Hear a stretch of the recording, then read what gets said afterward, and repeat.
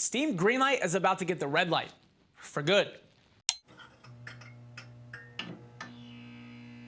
Welcome to Glitched, I'm Will Strickland.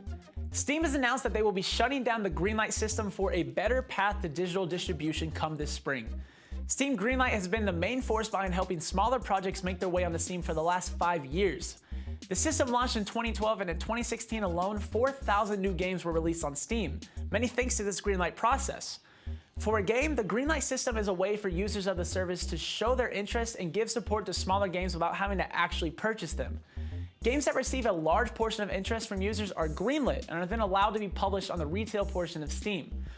Instead of continuing on with this system, Valve is implementing a new way of doing things with Steam Direct. In the company's blog post on the topic, these new changes were explained. Moving away from the popularity contest that is the Greenlight voting system, developers will now fill out a decent amount of paperwork, involving a lot of businessy stuff that really isn't pertinent to this explanation, along with an application fee per title they wish to distribute. The price of this fee has not yet been set, but the site says that it is likely to range from $100 to $5,000.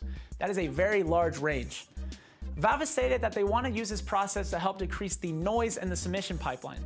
From the company's statements, this noise is mainly coming from games and devs that are providing experiences of questionable seriousness and/or quality. But what does this change mean for developers and for you as a customer?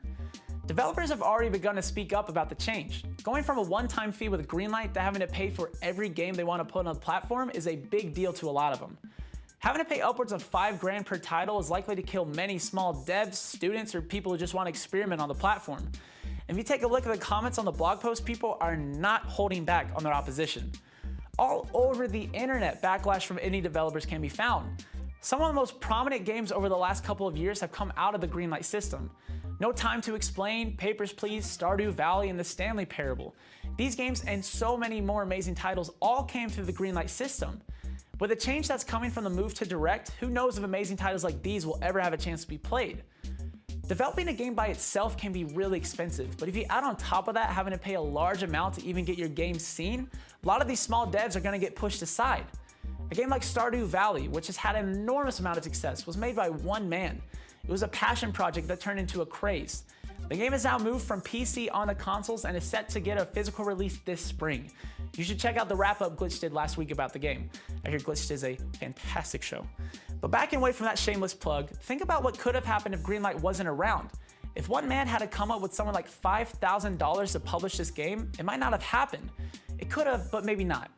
Also, without the Greenlight system, a bit of the community around these indie titles might vanish as well. During the Greenlight process, users can vote on games without having to back them with any actual purchase. For some, this gives them a chance to support a game even if they don't actually have the funds to purchase it at the time. Without this step, many will only be able to directly support titles with their bank accounts. So for you as a consumer, this change could mean less games, as well as taking your voice out of the decision process when it comes to publishing. On one hand, this change is probably going to result in less indie titles being published and sold on Steam. But on the other hand, as Valve mentioned in their post, this move does have the ability to up the production value and overall quality of the games that do make their way onto the service. So what do you think? Is Valve making a mistake getting rid of Greenlight, or do you think Direct is the way to go? Let us know in the comments down below.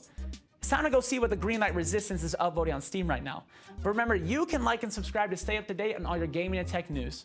This was Glitched, I'll see you next time. The Greenlight voting system. Developers will now fill out a decent...